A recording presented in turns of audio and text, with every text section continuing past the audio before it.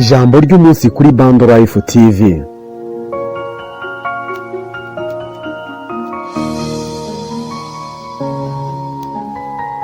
Mwigisha twakomeze kuganira ageze aharambwira ati burya amahirwe aduhunga ibyago nabyo bidusanga. Ntuzihutire kunyura iy'ubusamo utazabisikana n'umugisha wawe. Burya kunyurwa no kubanira neza abandi niko gaciro k'umuntu.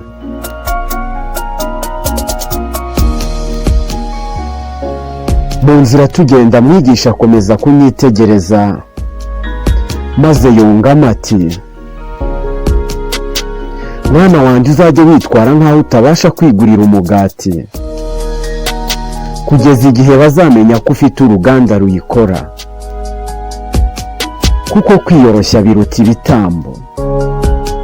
Ntuzirate uwo uriwe kuko ibintu birahinduka.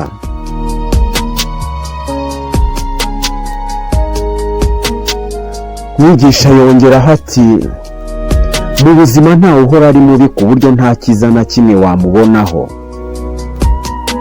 nta n'uhora ari mwiza ku buryo nta kibi wamubonaho.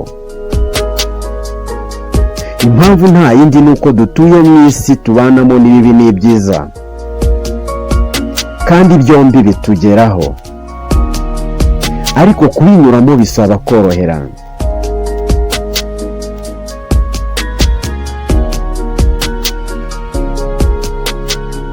Mwigisha yongeraho ati ibi ngiye kukubwira ni ibanga rizakugeza kuri byinshi. Ntuzigere na rimwe ubwira abantu imipangu yawe, uzabareke batekereze kuri guhomba, nibwo muzabana neza, kuko abantu ntibishimira kubona uri gutera imbere.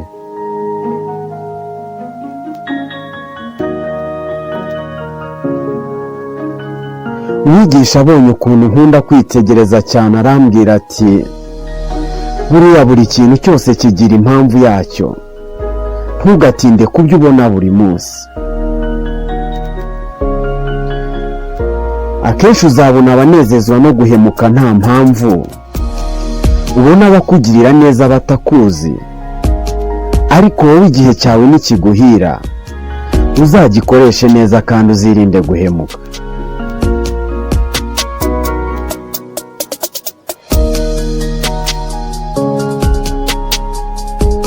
Ndabashimiye mwese mukomeje kutwereka ko mukurikira ijambo ry'umunsi kuri Bando Life TV. Reka nkwibutse ko rigezwaho na Mr Bando ku bufatanye na Bando Life TV. Ushobora no kuduha igitekerezo cyangwa icyifuzo muri komenti, ukaba wakanda no kuri subscribe, utibagiwe no gusangiza inshuti zawe. Reka mbifurize gukomeza kumererwa neza kandi Imana ibarinde.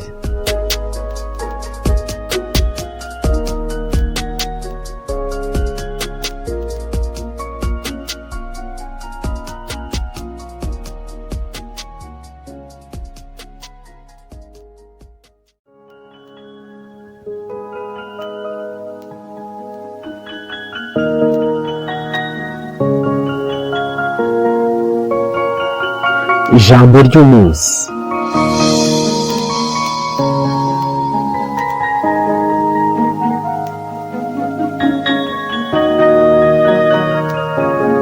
Negereye mwigisha ndamubaza nti ese ni gute nawe umuntu nyawe?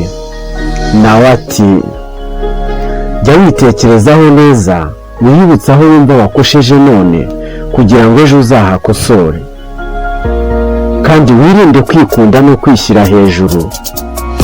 Nusanga hari icyo umariye abandi nibwo uzaba uri umuntu wa nyawe.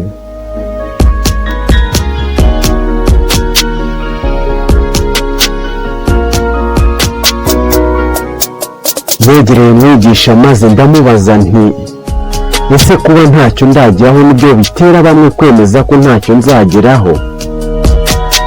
Maze nawe aransubiza ati umuntu naguca intege akubwira ko ntaho uzagera, uzamubwire ko naho utari uzi ko wahagera. nubwo azamenya ko naho uzagera nta ruhare azabigiramo.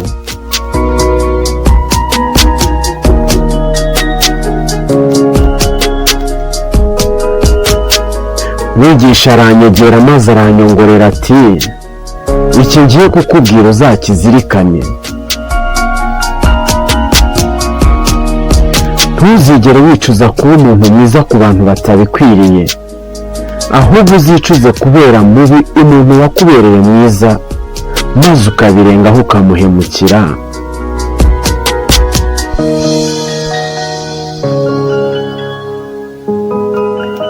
Mwigisha ataransezera ngo nkomeze urugendo, yongeraho ati, hanyuma y'ibyo maze kukubwira, aho ugiye uzaba amahoro kandi kwibwira ko ushobora gusimbuka ugasanwa n'ibiganza byigeze kukurekura. Uko ni ukwibeshya ndetse gukomeye. Ujye utekereza witonze mbere yo kwizera.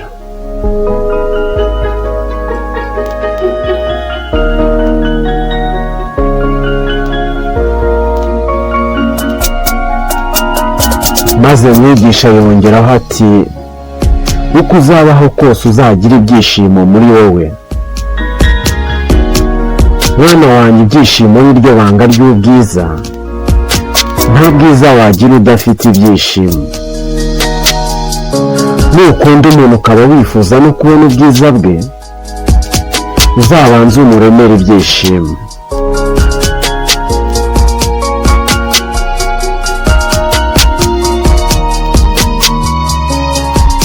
Ndabashimiye mwese mukomeje kutwereka ko mukurikira ijambo ry'umunsi kuri Bando Life TV. Reka nkwibutse ko rigezweho na Mr. Bando ku bufatanye na Bando Life TV. Ushobora no kuduha igitekerezo cyangwa icyifuzo muri komenti, ukaba wakanda na subscribe, utibagiwe no gusangiza inshuti zawe. Reka mbifurize gukomeza kugira ibihe byiza kandi Imana ibarinde.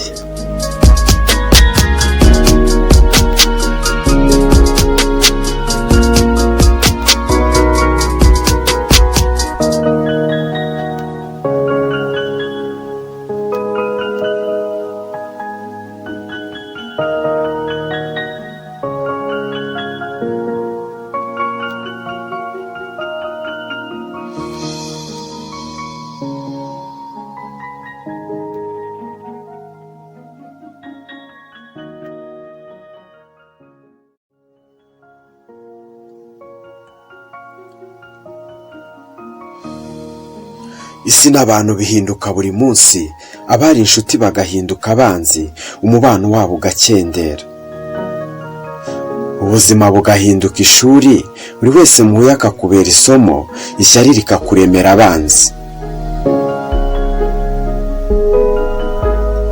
Si wowe uzahitamo uko uzabaho, ariko uzaharanire kuba uwo wifuza kuzaba we.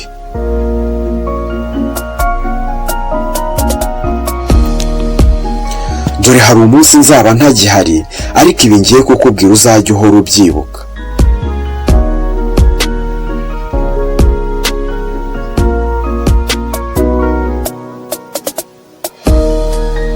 Mwana wanjye, iki ngiye kukubwira uzakizirikane. Nanjye ntiyego mwigisha, maze agira ati, guha umwanya munini ibihe bibi wagize bituma utabonera umwanya ibihe byiza ushobora kugira. Iminsi ishobora gusa ariko ntabwo yahwana. Uyu munsi ushobora kukubera mwiza ukakurutira iminsi yose yabayeho mbere. Jya ugira icyizere maze ubyuke ugende, maze wihe andi mahirwe.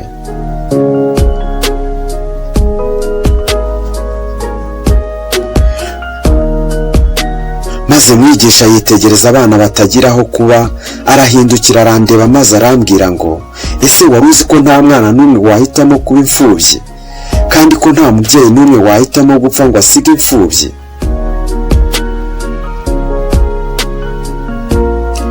Niyo mpamvu wowe udakwiye kugira uwo usuzugura bitewe n'ubuzima ubonye abayemo.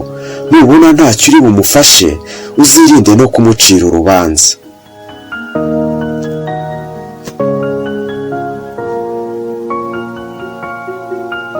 mwigisha yakomeje kuncira mu marenga ati burya abantu nibyo biremwa bigoye kumenywa. ntuzatungurwe no kubona umuntu agukoreye ikintu kibi, ahubwo uzatungurwe no kubona umuntu agukoreye ikintu cyiza nta nyungu agutezeho.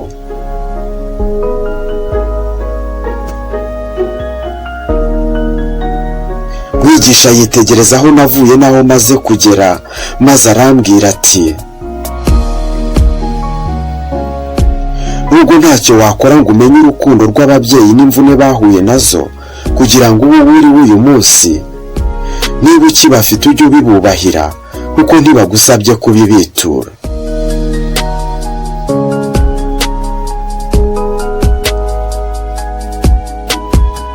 mwigisha yabonye uburyo nkunda kugira urugwiro, maze aranyongorera mu ijwi rituje ati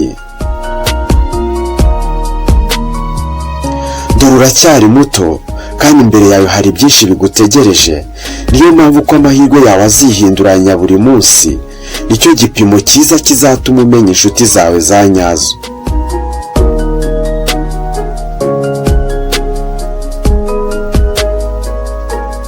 nanjye mbaza mwigisha nti ese kuki iyo uhemukiwe n'inshuti kwicuza ari cyo cya mbere kikuza mu bitekerezo?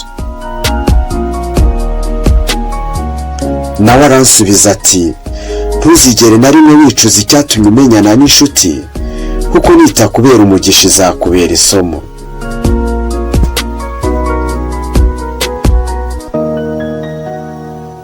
ku munsi wa kabiri mwigisha yazindutse aza kundeba, ambaza impamvu ntabyuka ngo njye gushaka icyo gukora hakiri kare.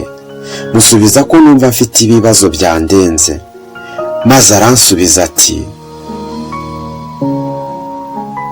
ku isi buri wese agira ibibazo, kandi buri wese aba uwa mbere mu guhangana nabyo, kuko ari nta wundi uzaza kugushakira icyerekezo cy'ubuzima wifuza.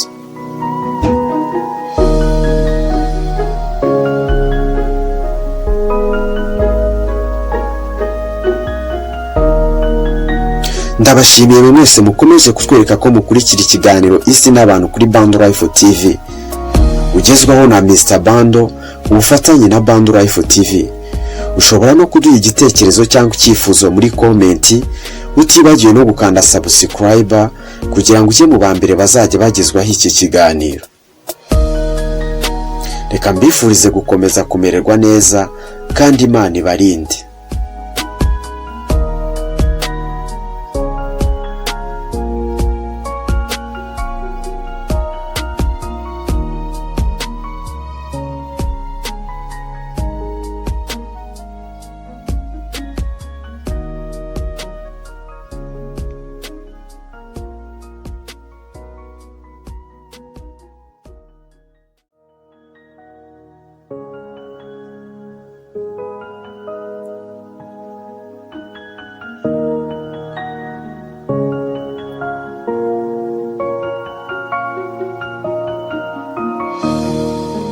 isi n'abantu bihinduka buri munsi, abari inshuti bagahinduka abanzi, umubano wabo ugakendera. ubuzima bwahindutse ishuri, buri wese muhuye akubera isomo, ishyari naryo rikakuremera abanzi. si wowe uzahitamo uko uzabaho, ariko uzaharanire kuba wifuza kuzabaho. dore hari umunsi nzaba ntagihari, ariko ibi ngiye kukubwira uzajya uhora ubyibuka.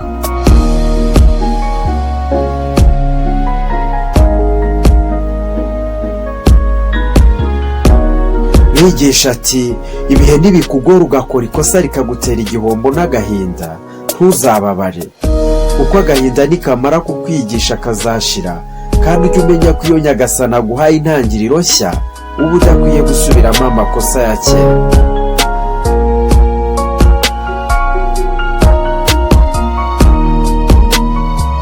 nakomeje kwitegereza ukuntu iyi si yuzuyemo akajagari, ngira amatsiko yo kubaza mwigisha niba ariko byahoze kuva na kera, maze aransubiza ati ubundi kuva kera abantu baremewe kugira ngo bakundwe, ibintu biremerwa gukoreshwa. ariko impamvu isi iri mu kajagari muri iki gihe ni uko ibintu ari byo bikundwa, abantu bagakoreshwa.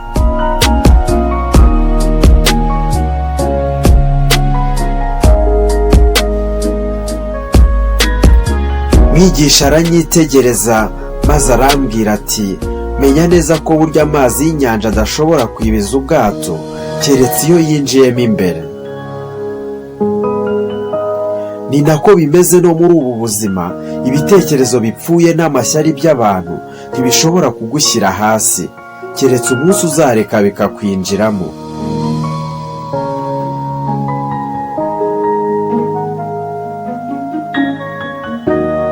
Mwigisha yakomeje kunganiriza bigeze aho yungamo ati, mwana muto, isi turiho iraruhije.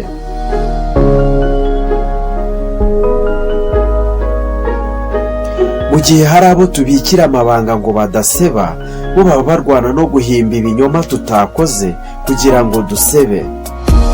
Ibyo wowe ntuzabyiteho, ahubwo ujye wita ku cyo ugamije kugeraho.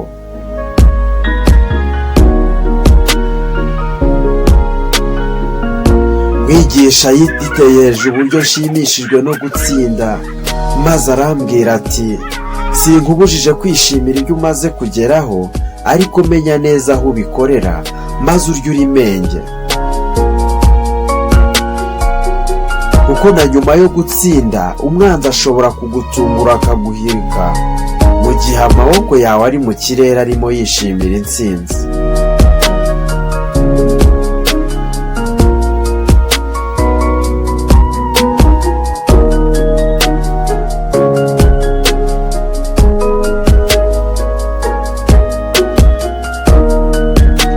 Mwigisha twakomeje kuganira ndetse nkomeza kumubaza icyo nakora ngo mbashe kugera ku nzozi zanjye, maze aransubiza ati,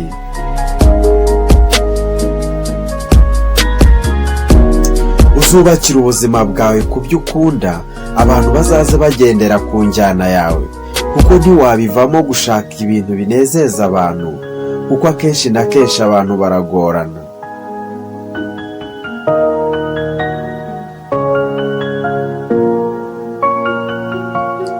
Nyuma y'akanya kanini mwigisha tuganira, ndangije ndamubaza nti, mwigisha rero ubu ndagiye, sinzi niba hari icyo wari ushigaje kumbwira.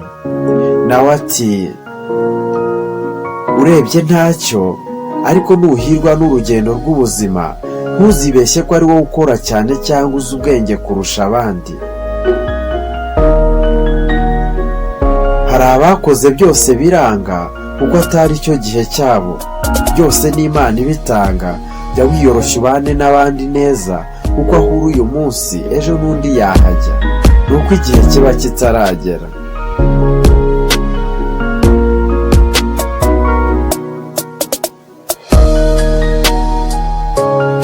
Ndabashimiye mwe mwese mukomeje kutwereka ko mukurikira ikiganiro Isi n'Abantu kuri Bando Life TV, ugezwaho na Mr. Bando ku bufatanye na Bando Life TV. Ushobora no kuduha igitekerezo cyangwa icyifuzo muri komenti, utibagiwe no gukanda kuri subscribe kugira ngo ujye mu ba mbere bazajya bagezwaho iki kiganiro. Reka mbifurize gukomeza kumererwa neza kandi Imana ibarinde.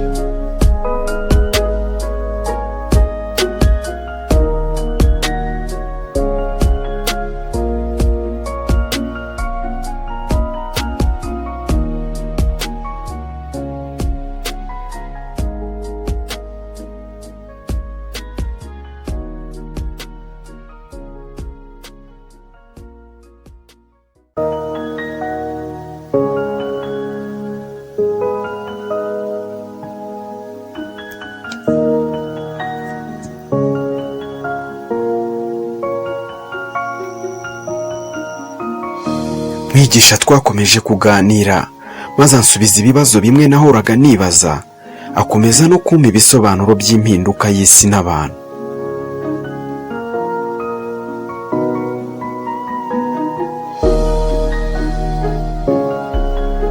Negereye mwigisha maze ndamubaza nti, ese mu nshuti zanjye ninde nkwiye kwita inshuti ya nyayo? Maze aransubiza ati, mbere yo kwibaza uti inshuti yanjye ya nyayo ninde, banza wibaza uti uwo mbereye inshuti ya nyayo ninde.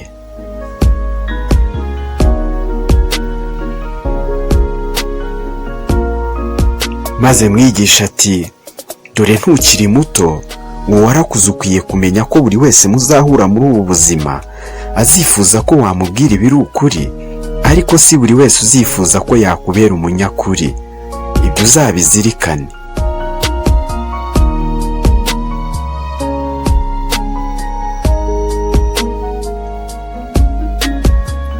Maze mbaza Mwigisha nti, ese umenye ko inshuti yawe yaguhemukiye wakora iki? Nawe aransubiza ati, inshuti y'ukuri ntiyaguhemukira, ahubwo we hari abantu uba ugomba kureka bucece ntabyo kubamenyesha, kuko nabo ubwabo baba bazi ibibi bagukoreye.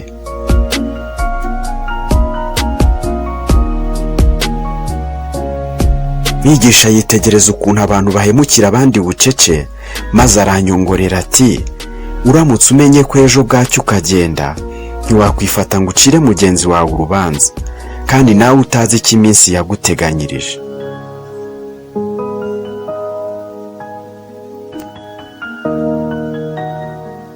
Nabajije Mwigisha impamvu abantu benshi bakunda kurwanya ukuri, maze aransubiza ati, ibintu byinshi byarahindutse n'abantu benshi barahindutse. N'ukuri rero ushobora kukurwanya bikaguhira, ariko ntuzigera ubasha kurwanya ingaruka zo kurwanya ukuri.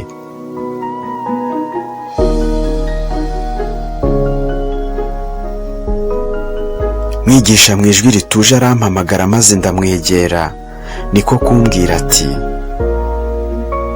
dore ntukiri muto, nawe urabibona uko ibihe byihuta niko tugenda dusatira iherezo ry'ubuzima bwacu.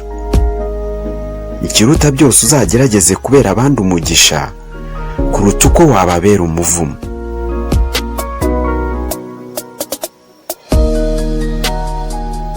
Mwigisha arakebuka arandeba, maze arambwira ati, ntugaterwe ubwoba n'ejo hazaza, kuko si wowe uhagena. Uzanyurwe n'uwo uri we, bizakurinda imvune ushobora guterwa no gushaka kwiyerekana uko utari, ugamije kunezeza rubanda.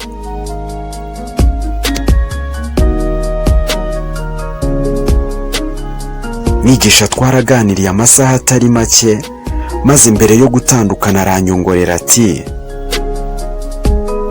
burya umugabo nyawe ahagarara ku byo yizera, kabone n'ubwo byatuma asigara ahagaze wenyine.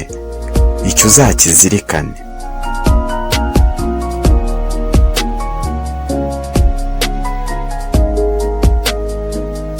Ndabashimwe mwe mwese mukomeje kutwereka ko mukurikira ikiganiro Isi n'Abantu kuri Bando Life TV, ugezwaho na Mr. Bando ku bufatanye na Bando Life TV. Ushobora no kuduha igitekerezo cyangwa icyifuzo muri komenti, utibagiwe no gukanda kuri subscribe kugira ngo ujye mu ba mbere bazajya bagezwaho iki kiganiro. Reka mbifurize gukomeza kumererwa neza, mugire amahoro n'imigisha, kandi Imana ibarinde.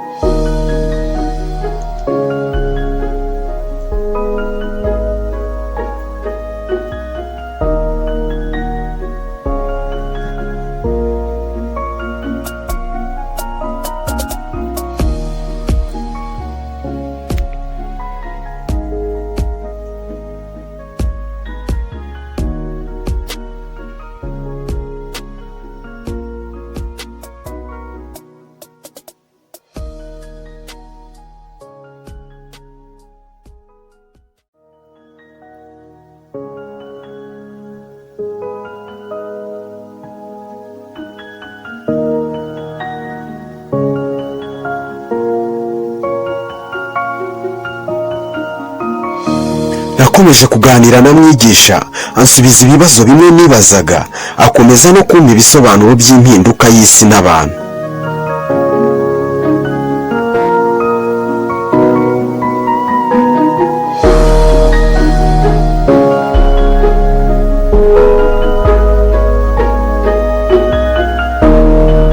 Mwigisha abonye bimurenze aranyongorera ati, ntabwo abakugana bose ari inshuti zawe, wowe uracyari muto ntiwabimenya, ariko inshuti izahinduka umwanzi ikwanga ku munsi wa mbere mugihura. Iyi ishobora guhagarika ibyishimo byawe, ariko ntiyahagarika umugisha wawe.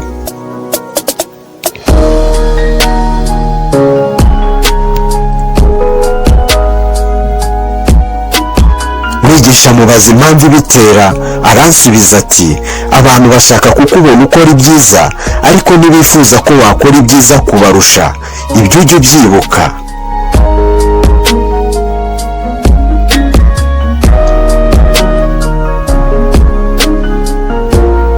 mwigisha ati nubwo ukiri muto ariko iri somo ni ingenzi kuri wowe.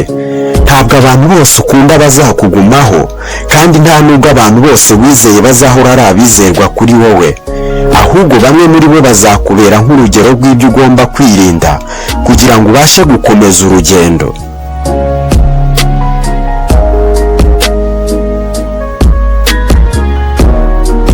mwigisha yakomeje kunganiriza turi hafi gutandukana, yongeraho ati mu myanzuro yose uzafata hari ubwo uzasabwa guhindukira kugira ngo uhure n'umuntu ukwirukaho, aho kunanizwa no guhora wiruka kuba utazigera ufata cyangwa se ngo akurinde.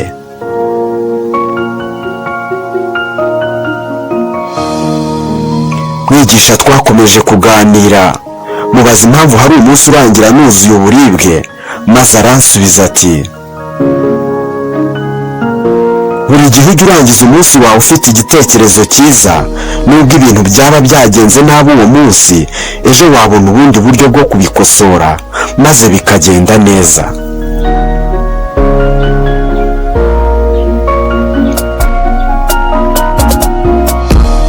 mwigisha arihorera maze arambwira ati humura witinya, kuko igihindanya amazi nticyazibye isoko, umugisha wawe ntawe ushobora kuwukwaka uko byagenda kose.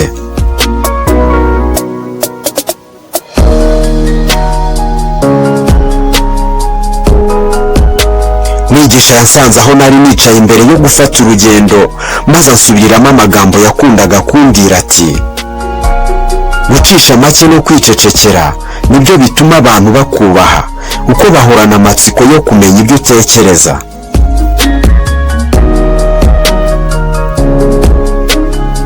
narahindukiye mbaza umwigisha nti ese ni iyihe mpano nziza wampitiramo nkazagera ku cyo nifuza? yaranyitegereje maze aransubiza ati impano nziza iruta ibindi mu buzima ni ukubaho, kuko uriho wagera ku cyo ari cyo cyose kandi wagera n'aho ariho hose. ukiriho umubabaro wahinduka umunezero mu gihe gikwiriye, ukiriho amatongo yahinduka imidugudu, ukiriho wazasekera aho wababariye, ukiriho byose byahinduka. nta kintu kiriho gutakaza icyizere cyo kubaho. nta yindi mpano ibaho iruta kubaho, icyo uzakizirikane.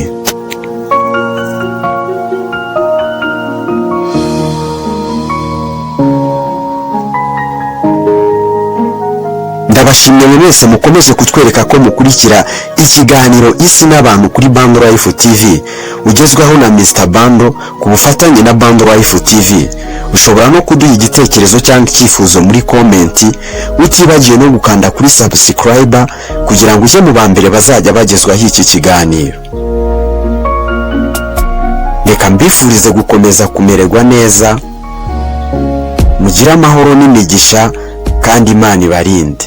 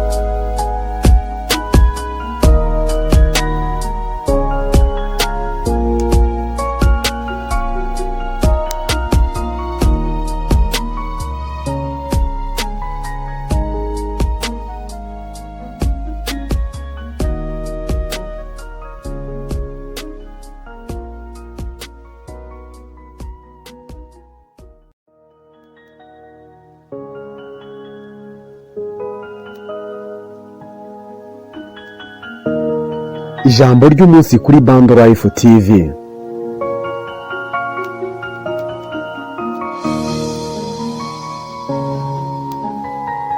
mwigisha twakomeze kuganira ageze aha arambwira ati burya amahirwe aduhunga ibyago nabyo bidusanga, ntuzihutire kunyura iy'ubusamo utazabisikana n'umugisha wawe.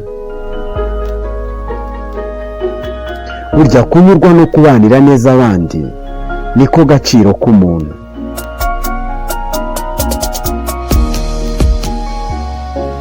mu nzira tugenda mwigisha akomeza kunyitegereza maze yungamo ati mwana wanjye uzajye witwara nk'aho utabasha kwigurira umugati kugeza igihe bazamenya ko ufite uruganda ruyikora, kuko kwiyoroshya biruta ibitambo. ntuzirate uwo uri we kuko ibintu birahinduka.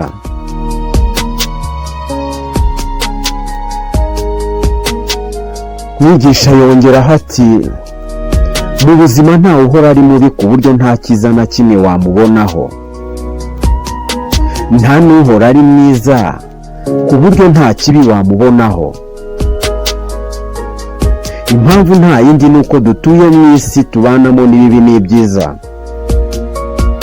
kandi byombi bitugeraho, ariko kubinyuramo bisaba koroherana.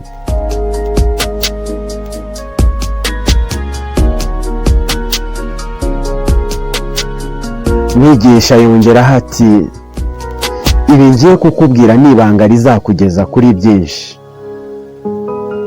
ntuzigere na rimwe ubwira abantu imipangu yawe, uzabareke batekereze kuri guhomba, nibwo muzabana neza, kuko abantu ntibishimira kubona uri gutera imbere.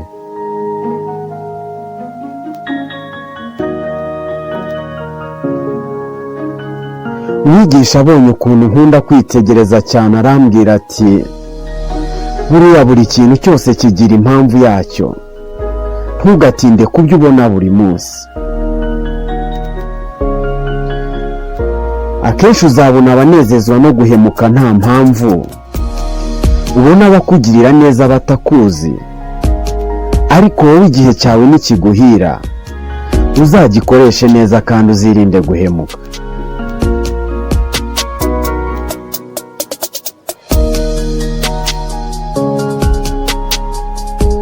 ndabashimiye mwese mukomeze kutwereka ko mukurikira ijambo ry'umunsi kuri Bando Life TV.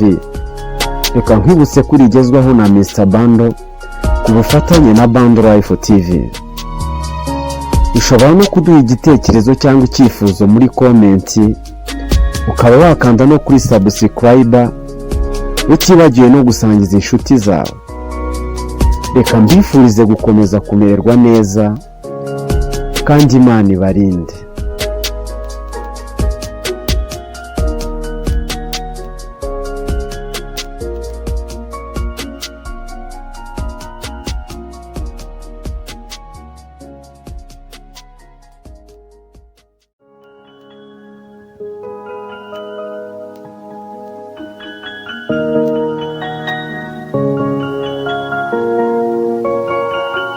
ijambo ry'umunsi.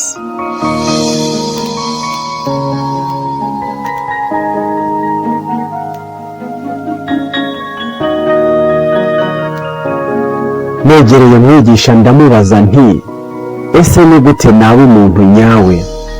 nawe ati jya witekerezaho neza, wiyibutse aho wumva wakosheje none kugira ngo ejo uzahakosore, kandi wirinde kwikunda no kwishyira hejuru. nusanga hari icyo umariye abandi nibwo uzaba uri umuntu wa nyawe.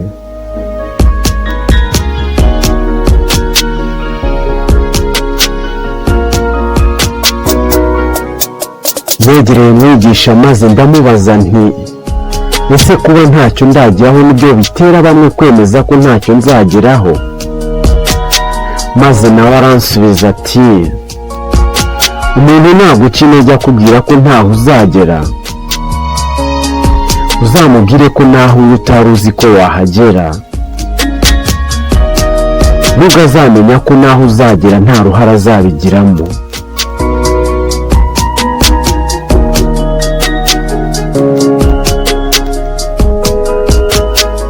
mwigisha aranyegera maze aranyongorera ati iki ngiye kukubwira uzakizirikane.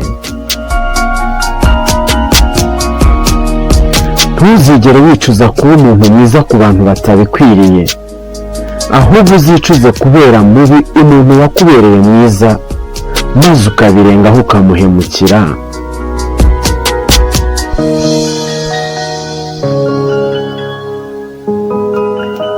Mwigisha ataransezera ngo nkomeze urugendo yongeraho ati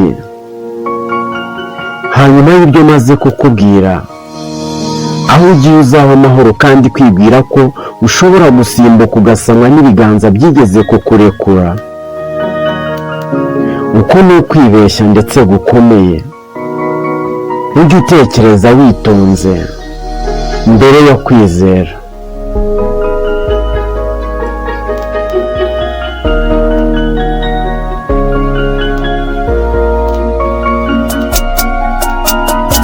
Maze mwigisha yongeraho ati uko uzabaho kose uzagira ibyishimo muri wowe.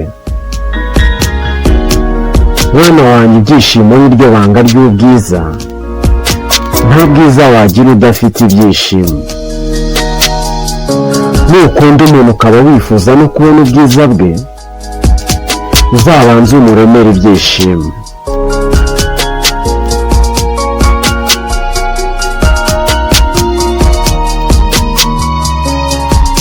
Ndabashimiye mwese mukomeje kutwereka ko mukurikira ijambo ry'umunsi kuri Bando Life TV. Reka nkwibutse ko rigezweho na Mr. Bando ku bufatanye na Bando Life TV.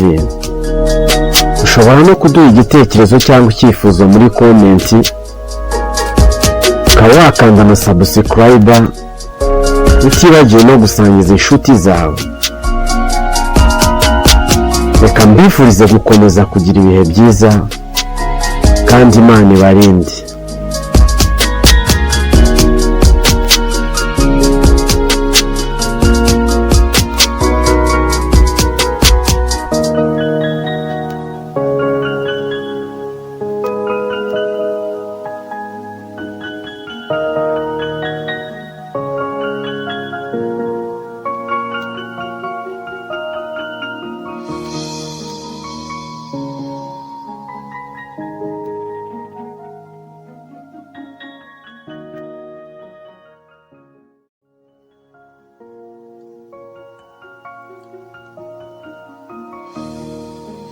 Isi n'abantu bihinduka buri munsi, abari inshuti bagahinduka abanzi, umubano wabo ugakendera,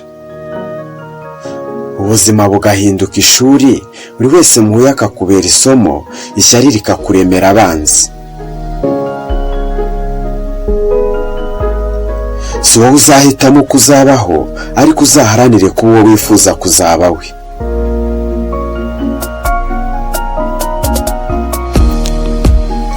Dore hari umunsi nzaba ntagihari, ariko ibi ngiye kukubwira uzajya uhora ubyibuka.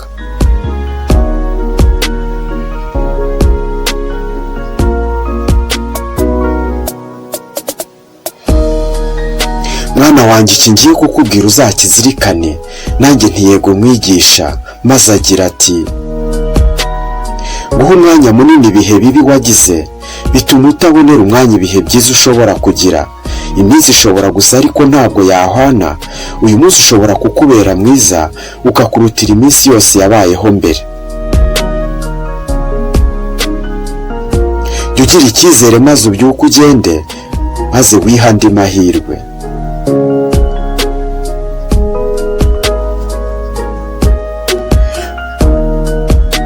Maze mwigisha yitegereza abana batagira aho kuba, arahindukira arandeba maze arambwira ngo ese wari uzi ko nta mwana n'umwe wahitamo kuba imfubyi, kandi ko nta mubyeyi n'umwe wahitamo gupfa ngo asige imfubyi?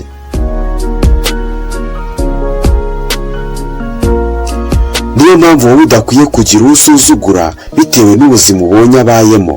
Nubona ntacyo uri bumufashe, uzirinde no kumucira urubanza.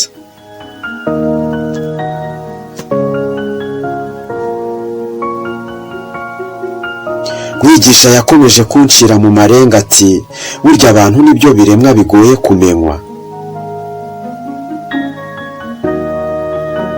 ntuzatungurwe no kubona umuntu agukoreye ikintu kibi, ahubwo uzatungurwe no kubona umuntu agukoreye ikintu cyiza nta nyungu agutezeho.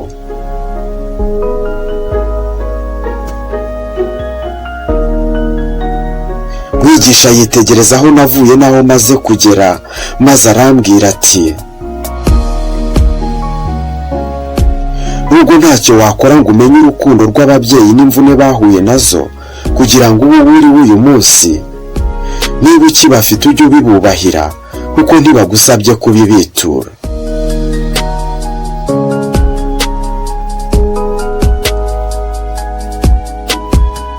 Mwigisha yabonye uburyo nkunda kugira urugwiro, maze aranyongorera mu ijwi rituje ati, dore uracyari muto kandi imbere yawe hari byinshi bigutegereje, niyo mpamvu ko amahirwe yawe azihinduranya buri munsi, nicyo gipimo cyiza kizatuma umenya inshuti zawe za nyazo.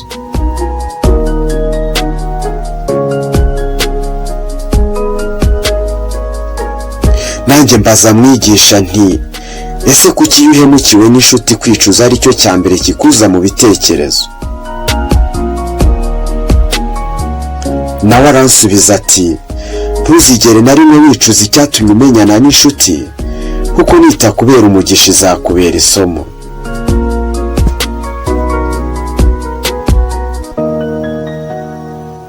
Ku munsi wa kabiri Mwigisha yazindutse aza kundeba, ambaza impamvu ntabyuka ngo njye gushaka icyo gukora hakiri kare.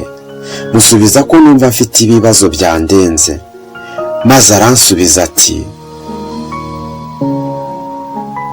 ku isi buri wese agira ibibazo, kandi buri wese aba uwa mbere mu guhangana nabyo, kuko ari nta wundi uzaza kugushakira icyerekezo cy'ubuzima wifuza.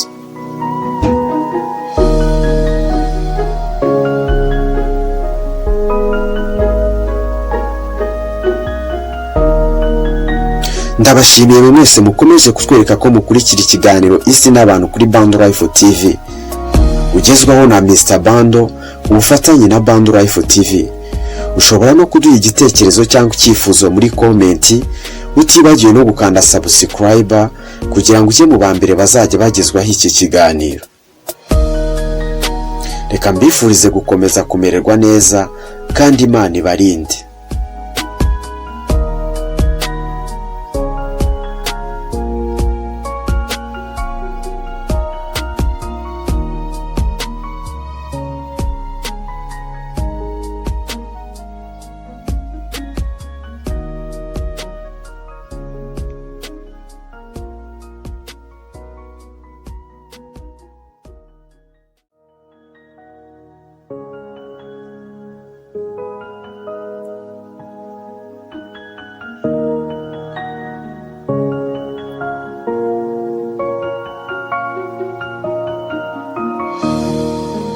Isi n'abantu bihinduka buri munsi, abari inshuti bagahinduka abanzi, umubano wabo ugakendera. Ubuzima bwahindutse ishuri, buri wese muhuye akubera isomo, ishyari naryo rikakuremera abanzi. Si wowe uzahitamo uko uzabaho, ariko uzaharanire kuba wifuza kuzabaho. Dore hari umunsi nzaba ntagihari, ariko ibi ngiye kukubwira uzajya uhora ubyibuka.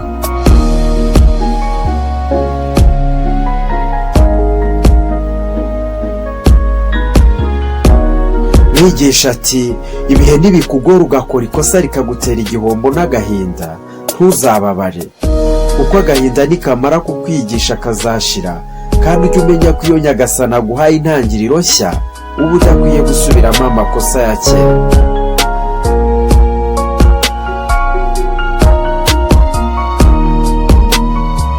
Nakomeje kwitegereza ukuntu iyi si yuzuyemo akajagari, ngira amatsiko yo kubaza Mwigisha niba ariko byahoze kuva na kera, maze aransubiza ati, ubundi kuva kera abantu baremewe kugira ngo bakundwe, ibintu biremerwa gukoreshwa.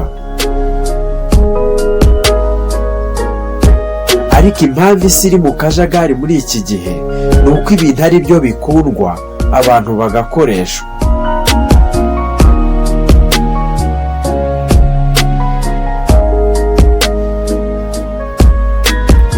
Mwigisha aranyitegereza maze arambwira ati, menya neza ko burya amazi y'inyanja adashobora kwibiza ubwato keretse iyo yinjiyemo imbere. Ni nako bimeze no muri ubu buzima, ibitekerezo bipfuye n'amashyari by'abantu ntibishobora kugushyira hasi keretse umunsi uzareka bikakwinjiramo.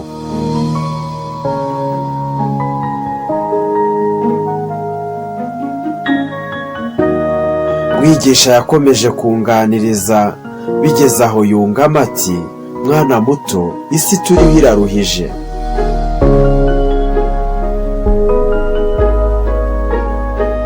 Mu gihe hari abo tubikira amabanga ngo badaseba, bo baba barwana no guhimba ibinyoma tutakoze kugira ngo dusebe.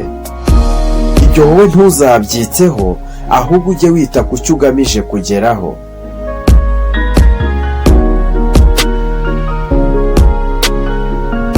Mwigisha yitegereje uburyo nshimishijwe no gutsinda, maze arambwira ati, sinkubujije kwishimira ibyo umaze kugeraho, ariko menya neza aho ubikorera maze urye urimenge.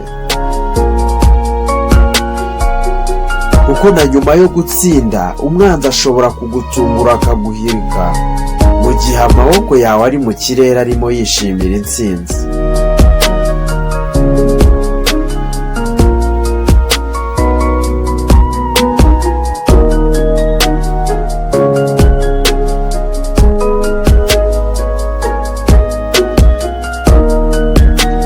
Mwigisha twakomeje kuganira ndetse nkomeza kumubaza icyo nakora ngo mbashe kugera ku nzozi zanjye, maze aransubiza ati,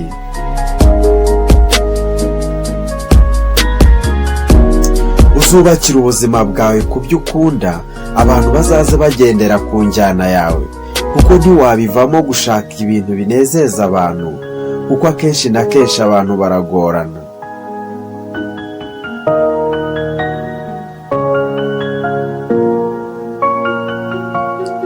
Nyuma y'akanya kanini mwigisha tuganira, ndangije ndamubaza nti, mwigisha rero ubu ndagiye, sinzi niba hari icyo wari ushigaje kumbwira.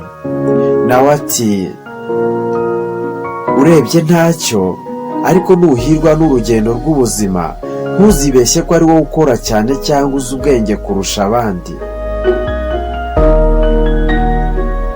Hari abakoze byose biranga kuko atari cyo gihe cyabo, byose ni Imana ibitanga. Jya wiyoroshya ubane n'abandi neza, kuko aho uri uyu munsi ejo n'undi yahajya, nuko igihe kiba kitaragera.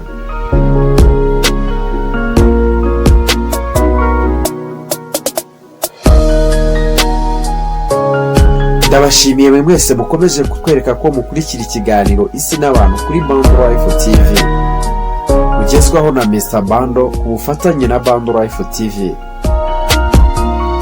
Ushobora no kuduha igitekerezo cyangwa icyifuzo muri komenti, utibagiwe no gukanda kuri subscribe kugira ngo ujye mu ba mbere bazajya bagezwaho iki kiganiro.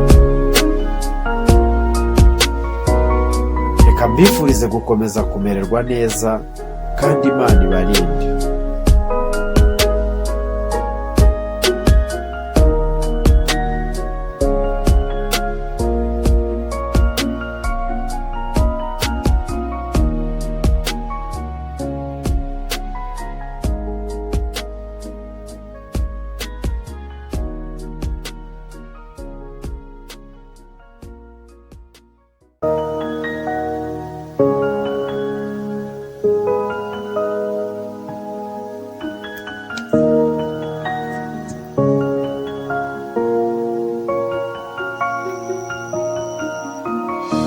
Mwigisha twakomeje kuganira, maze ansubiza ibibazo bimwe nahoraga nibaza, akomeza no kumpa ibisobanuro by'impinduka y'isi n'abantu.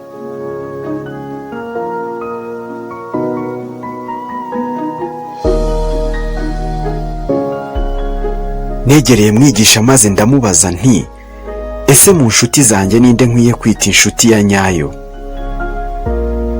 Maze aransubiza ati, mbere yo kwibaza uti inshuti yanjye ya nyayo ninde, banza wibaza uti uwo mbereye inshuti ya nyayo ninde.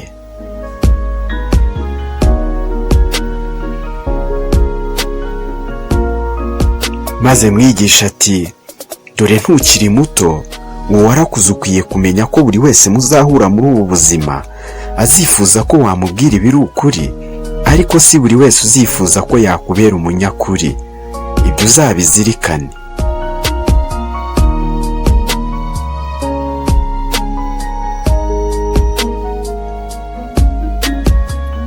Maze mbaza Mwigisha nti, ese umenye ko inshuti yawe yaguhemukiye wakora iki?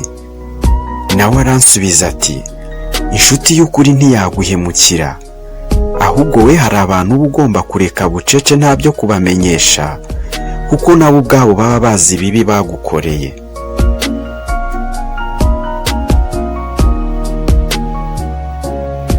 Mwigisha yitegereza ukuntu abantu bahemukira abandi bucece, maze aranyongorera ati, uramutse umenye ko ejo bwacyo ukagenda, ntiwakwifata ngo ucire mugenzi wawe urubanza, kandi nawe utazi icyo iminsi yaguteganyirije.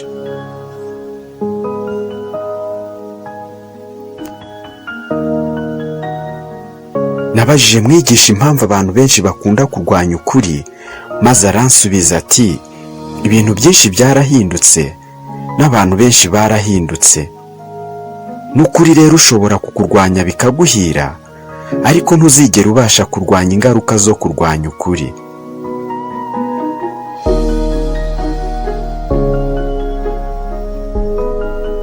Mwigisha mu ijwi rituje arampamagara, maze ndamwegera, niko kumbwira ati,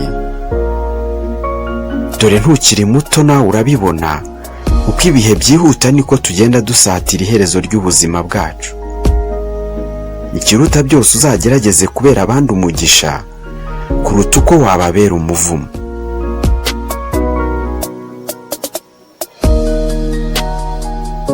Mwigisha arakebuka arandeba, maze arambwira ati, ntugaterwe ubwoba n'ejo hazaza, kuko si wowe uhagena.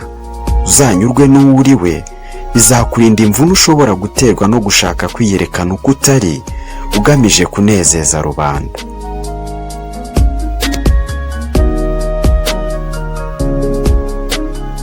Mwigisha twaraganiriye amasaha atari make, maze mbere yo gutandukana aranyongorera ati, burya umugabo nyawe ahagarara ku byo yizera, kabone n'ubwo byatuma asigara ahagaze wenyine. Icyo uzakizirikane.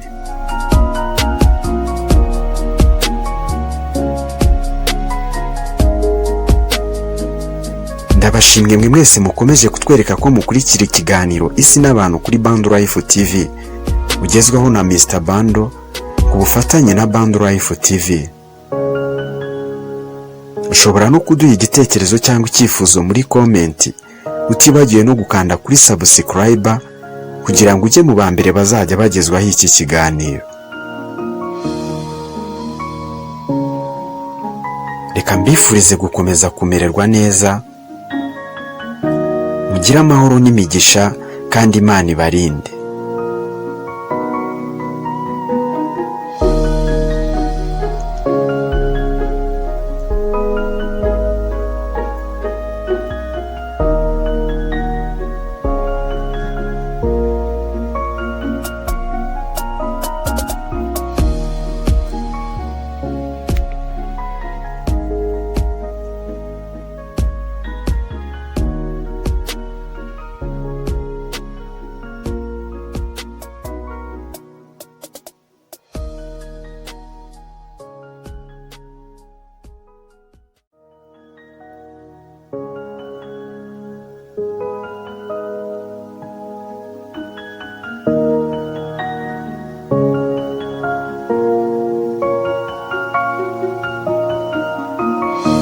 Nakomeje kuganira na Mwigisha, ansubiza ibibazo bimwe nibazaga, akomeza no kumva ibisobanuro by'impinduka y'isi n'abantu.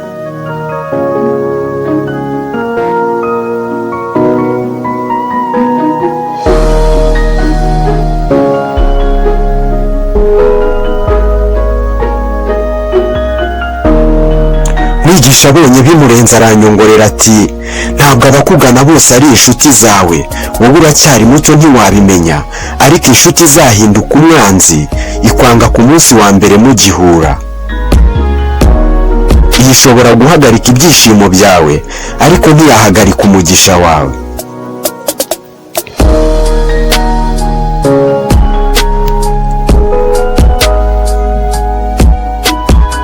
mwigisha mubaza impamvu ibitera, aransubiza ati abantu bashaka kukubona ukora ibyiza ariko ntibifuza ko wakora ibyiza kubarusha, ibyo ujye ubyibuka.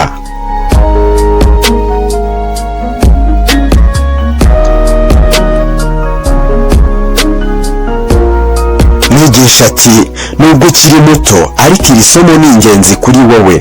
ntabwo abantu bose ukunda bazakugumaho, kandi nta nubwo abantu bose wizeye bazahora ari abizerwa kuri wowe, ahubwo bamwe muri bo bazakubera nk'urugero rw'ibyo ugomba kwirinda kugira ngo ubashe gukomeza urugendo.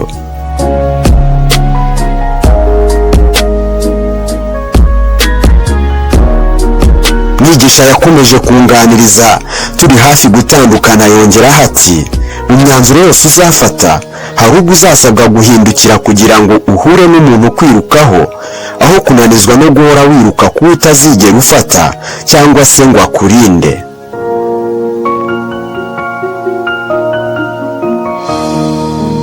mwigisha twakomeje kuganira, mubaza impamvu hari umunsi urangira nuzuye uburibwe, maze aransubiza ati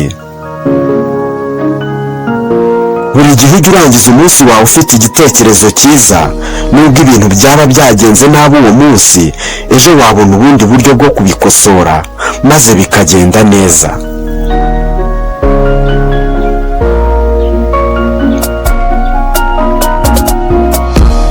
mwigisha arihorera maze arambwira ati humura witinya, kuko igihindanya amazi nticyazibye isoko, umugisha wawe ntawe ushobora kuwukwaka uko byagenda kose.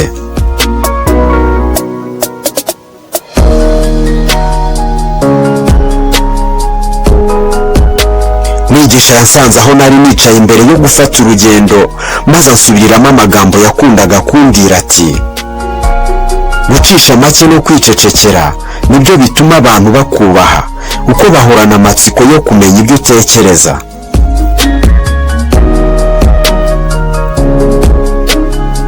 narahindukiye mbaza umwigisha nti ese ni iyihe mpano nziza wampitiramo nkazagera ku cyo nifuza? yaranyitegereje maze aransubiza ati impano nziza iruta ibindi mu buzima ni ukubaho, kuko uriho wagera ku cyo ari cyo cyose kandi wagera n'aho ariho hose. ukiriho umubabaro wahinduka umunezero mu gihe gikwiriye, ukiriho amatongo yahinduka imidugudu, ukiriho wazasekera aho wababariye, ukiriho byose byahinduka. nta kintu kiriho gutakaza icyizere cyo kubaho. nta yindi mpano ibaho iruta kubaho, icyo uzakizirikane.